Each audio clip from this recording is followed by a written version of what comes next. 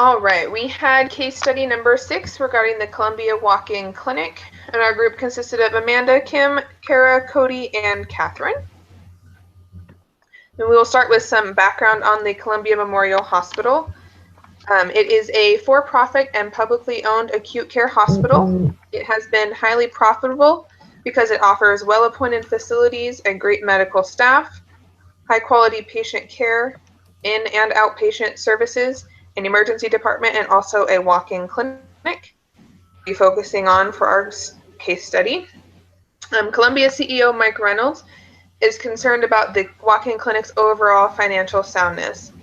It is currently operating below its capacity of 85 visits a day, and with a current patient load of only 45 visits a day. And 3 clinics operate in the same city, with 2 that have just recently closed down, and it doesn't look like any of the other operating clinics are profitable. The clinic has 3 potential outcomes currently. He could either close the clinic, continue to operate the clinic as is without expanding any type of marketing program, or continue to operate the clinic and implement a new and expanded marketing plan. With outcome number 1, there is a cancellation penalty that is equal to 3 months rent, which is $37,500. This would also increase the demand on Columbia's already crowded emergency department. Probably not the best case. Potential number 2 would be to operate without a marketing plan and continue things as is. As you can see, based on the historical data, that's not going to be profitable. The close of 2009, you can see a total loss of over $100,000, and currently we are averaging already a loss of over $3,000 each month.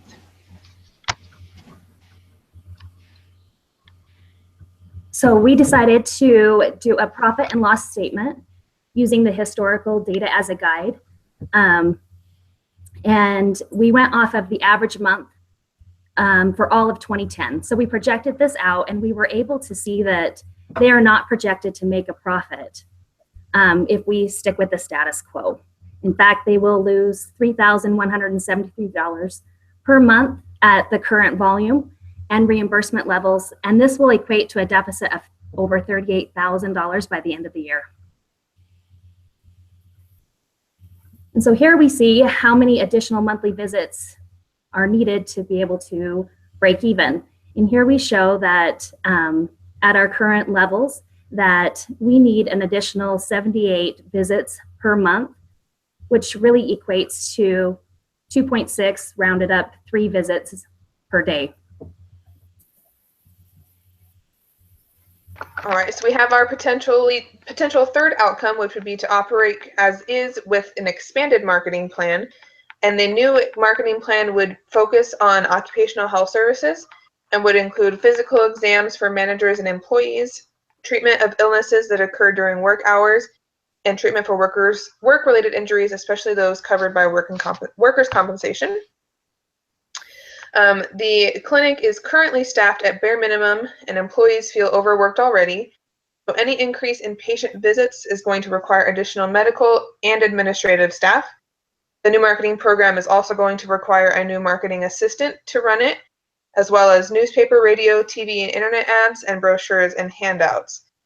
The incremental costs associated with that increase in volume can be seen in Exhibit 6.2 here. Okay, so what we decided to do is create a break-even graph with the new marketing program to see what that would do for us. So how many additional daily visits must we generate to break even, assuming that the new marketing program is implemented? Well, it depends on how many additional visits we have. If we have 1 to 10 additional visits, then we will need to increase, it would take 26 additional daily visits to break even.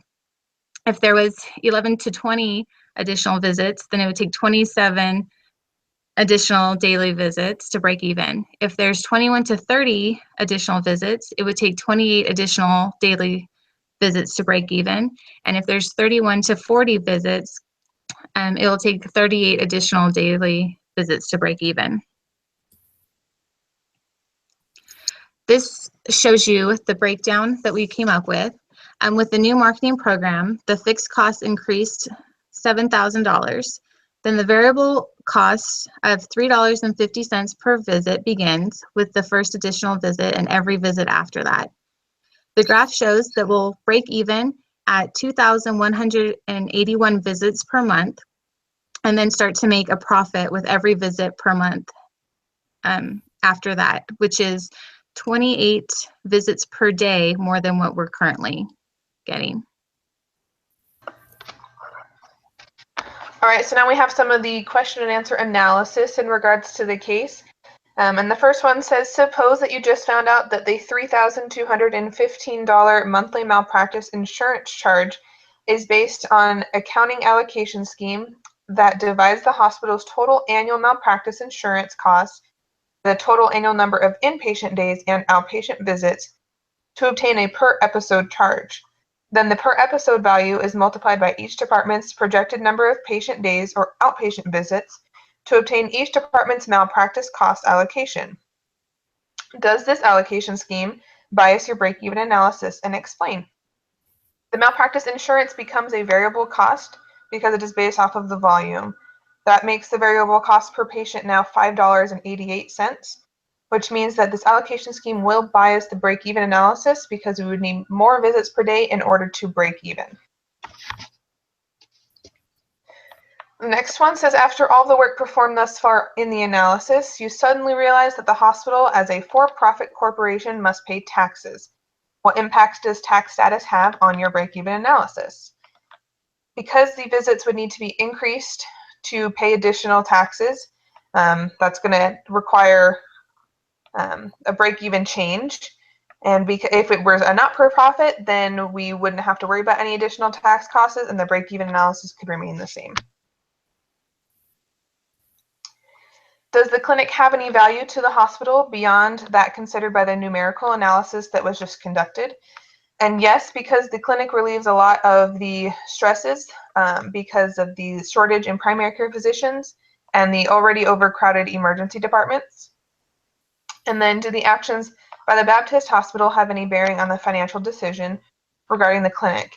And the Baptist Hospital just purchased the largest primary care group practice, and they plan to expand it. So they're going to have a harder time getting additional visits per day that they need. So it will certainly affect the final decision. And our final recommendation for the walk-in clinic would be to kind of reevaluate things. They're seeing an average of 45 visits per day, and adding an extra 23 visits would be pretty taxing, but also achievable with any additional staffing and the marketing plan. We would suggest trying the new marketing plan and keeping additional visits below 31 in order to decrease any additional semi-variable costs. We would also encourage them to look at their reimbursement rates to ensure that they're actually recovering the most amount of money that they can. Something that we found interesting was that the average charges ranged between $60 and $200 per visit, but we're actually only seeing a reimbursement of $40.66 per visit. Even with all of the bad debt and charity care cases, we should be seeing a higher average reimbursement than what we currently are.